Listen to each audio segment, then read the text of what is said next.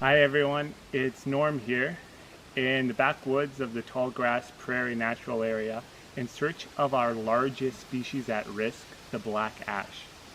This tree may be large, but it's under severe threat from an insect that's no bigger than a grain of rice, the invasive emerald ash borer beetle. We'll be learning a lot about the relationship of these two species, as well as much more about this tree. So stay tuned.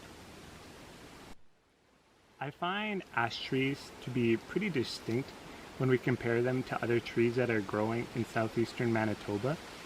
But when we compare our two native species of ash, green ash and black ash, it gets a little bit more complicated. So the easiest way to tell the difference of the two is to compare the compound leaf structure. So this entire thing is one leaf, and each individual would be a leaflet. Green ash have 7 of those usually. Black ash usually have 9 to 11. So we can count 11 leaflets on this one leaf structure. We know that this is a black ash. Another good ID feature for black ash is the corky bark. A little bit hard to pick this up on camera, but if you were to feel it, it's really unmistakable. Black ash is a hardwood tree that can grow 15 to 25 meters in height and roughly 15 to 30 centimeters in diameter.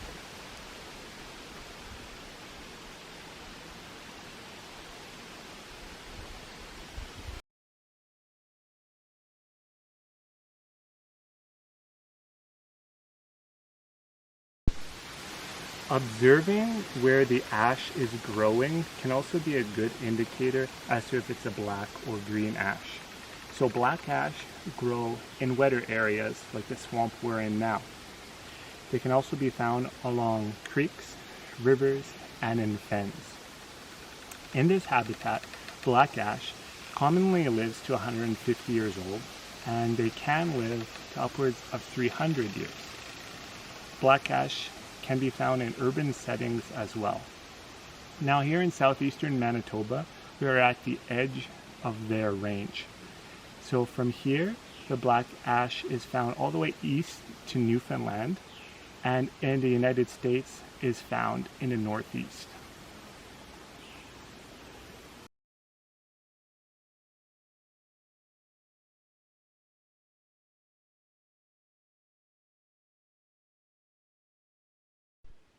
There are a few factors as to why the black ash is considered a species at risk, but the major one is due to that invasive beetle, the emerald ash borer.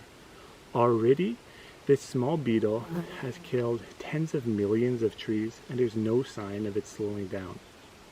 So this invasive beetle was brought over most likely from lumber shipment in the 90s from Eastern Asia.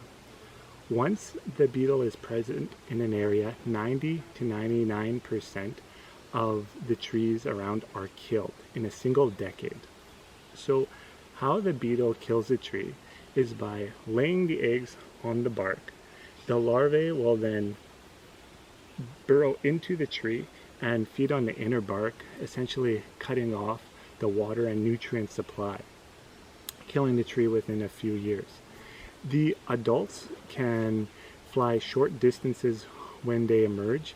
However, the major reason for the spread of these beetles is due to the fact that we commonly move wood.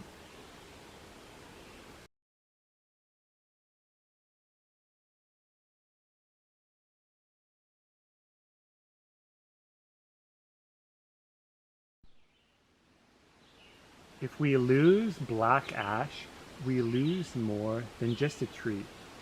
Black ash provide homes, shelter, food, and much more for many different species. Not to mention they filter the very air that we depend on.